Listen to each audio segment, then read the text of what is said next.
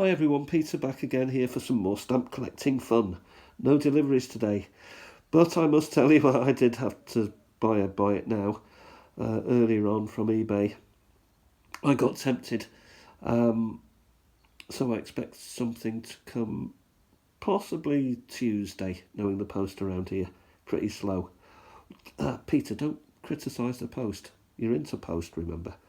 Okay, what I've done today is I've picked 5 stamps which I was struggling a little bit to identify and to understand. And I did a little bit of research on all 5, and I thought I'd go through them and tell you what I discovered. So this is the first stamp here. It says Magyar Kier Posta. Magyar, I did know already, is Hungary. But I didn't really know anything else about this stamp. So I did a little bit of research, and it is indeed a Hungary stamp, and it was issued between 1918 and 1919, just when the country was coming out of the First World War and was moving from monarchy to a republic. It's a 10 filler, as you can see. The 10 is pretty straightforward to see there. But there's an overprint. What's this overprint here? It seems to say Kaztasasag. So I had to look that up. And it turns out that Kaztasasag is Hungarian for republic. So hence the overprint. And the filler is the monetary thing, like our pennies. So this is the next one, and we've got here, it turned out I had no idea whatsoever. The only thing I could understand about it was the 50 on it, and it looked like 50 krona. Yeah. It also had an eagle, a couple of eagles there, coat of arms, so it seemed to be European. Anyway, I looked it up. 1917 Russia stamp, 50 rubles stamp. The writing across down the sides, Noitaba Mapka. Mapka or marker is post or mail. So that bit there is post or mail.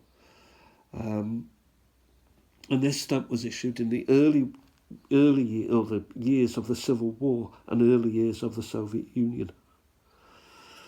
The Russian coat of arms is on this. So whether they were using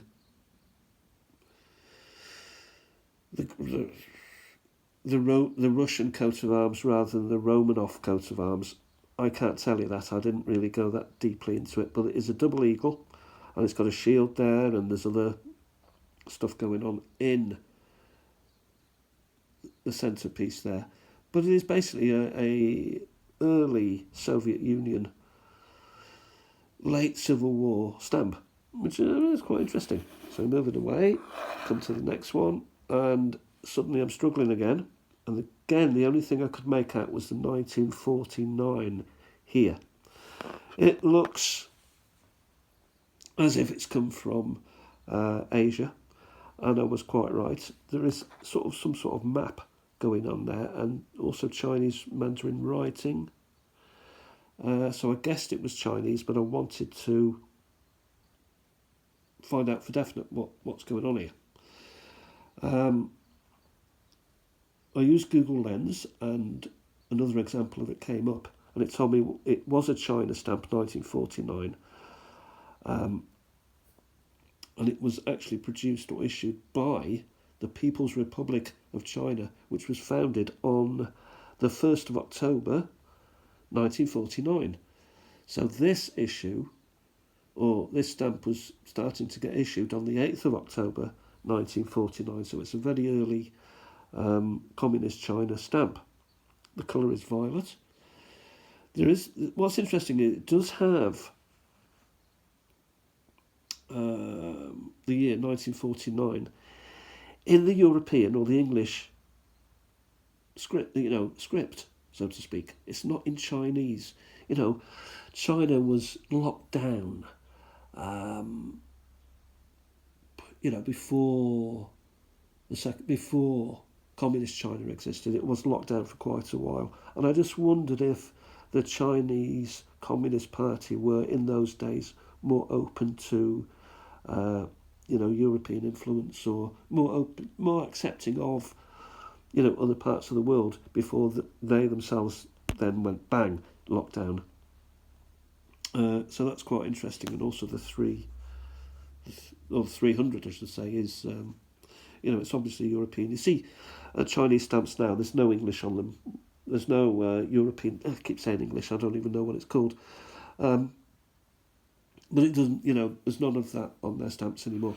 So move that away. We'll go to the next one. So when is a stamp not a stamp? Is this a stamp? Well, it's Austrian. I had to look that up because it says, first of all, Deutsch Österreich. So, German Austrian. Yeah, what does that mean? It's well, I'll tell you what I found out. First of all, the year was important, and I discovered it was 1921. It's 90 Heller. It doesn't seem to be a stamp. It seems to be a bit of paper, as if someone's sort of cut around it, and maybe stuck it to something, or maybe it hasn't been cancelled. What is it? Is it a stamp? Well, it turns out that this, and it's on thin white paper, it turns out that this is called a newspaper stamp, and it was issued between December 1921 and January 1922. So only a month were these being issued, or were these being issued, or were these in operation? I would say that they were. There was a sort of, after the war, there was a run on this sort of stamp making in order to send newspapers through the post. And this was issued between those dates, December 21 and January 22. Were they issued after? My research says not, so it was a short issue. So I don't know. I can be corrected with anything that I say. Obviously, you do your own research. But it's interesting that they were produced on two types of paper. One was thin white paper, and other was thick grey paper. So maybe, they discovered that you needed a thicker stamp, if you will, or newspaper stamp for certain newspapers. I don't know. So these were produced simply to cover the cost of mailing newspapers, presumably. There was no email, or there was no television, there was no way of getting news out. Newspapers were the only form of information to get out, and it was important to get information out, because if we're at the end of a war here, and it's important that the government, whoever has won this war, gets that information out. This is a 90 Heller, which fits probably between the 2 Heller and the 3 Kronen that they were produced as. That's what they would cost. Anything from 2 Heller, which is 2 pennies, presumably, to 3 crowns, and everything in between. And underneath, it does say Zeitung Marke. So Zeitung being news. So it's a news stamp, in other words. So if I'd had looked any deeper, I would have discovered that already, but my German's not good.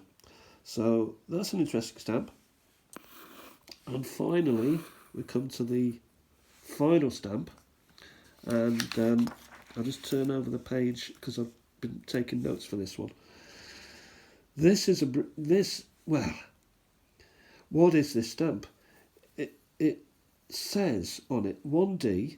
It's got the king, the old king, George VI, and it's got people doing stuff, a man doing stuff with a horse. And I thought, you know what? I don't know anything about this stamp. I don't know if I've even got it. I've got a lot of GB stamps, but is this actually a GB stamp? It is scarlet, and it's got a dink there. So there's a bit missing there, so it's not mint, and it has been cancelled. So I'll tell you what I found out about it anyway. This was issued on the 10th of May 1948, and it is a commemorative. It commemorates the 3rd anniversary of the liberation of the Channel Islands, Sark, Guernsey, Jersey, that sort of thing, which were British part of Britain, part of Great Britain, which was invaded by the Germans during the Second World War. And this stamp actually commemorates the 3rd anniversary. It was the Channel Islands were liberated, the Germans left on the 9th of May 1945, so this stamp came out on the 10th of May 1948. I wanted to know what was going on here with the picture, and it features, apparently, seaweed gathering. Now, is that a hobby, like we collect stamps? Do they collect seaweed? Or is it an activity, what is seaweed used for? Again, I haven't gone deeply, I haven't dug that deep into why anyone would gather seaweed. Could be for food. There were 2 denominations. One is a 1D, or 1 penny, and the other is in a 2.5. This is scarlet. The 2.5D is a blue. Now, the question I wanted to ask, I was asking myself, was, is this actually a Channel Island stamp? Does this count as a Channel Island stamp? Or does it, because they do have their stamps? Or is it a GB stamp? It is actually considered a GB stamp, although it was both sold on the mainland in Britain and also on the Channel Islands. All GB stamps, every British stamp you pick up, it doesn't have Great Britain on it. It is the only country in the world that doesn't have the name of the country on their stamp. If it was a Channel Island stamp, it would say on it Channel Islands. And all the Channel Island stamps, Jersey, Sark, Guernsey, Isle of Man, they do have the name of the island, or the whatever you could say it is, on the stamp, whereas GBs never do. Hence, this is 100% a GB stamp. Though it was sold, you could say, overseas on the Channel Islands when it was issued. That's all I have on the stamp. Anyway, that's the end of this particular ramble, you could say. Stamps are fun. Stamp collecting is fun. These 5 were part of the 1,000 stamps. So, the stuff you don't know, the stuff that you know that you didn't know, and stuff that you didn't know that you do know. And stamps is good at getting that out. They are fascinating little things, and they all tell a little story. All of these stamps actually have something in common, which is I didn't know what I was looking at, and now I do know.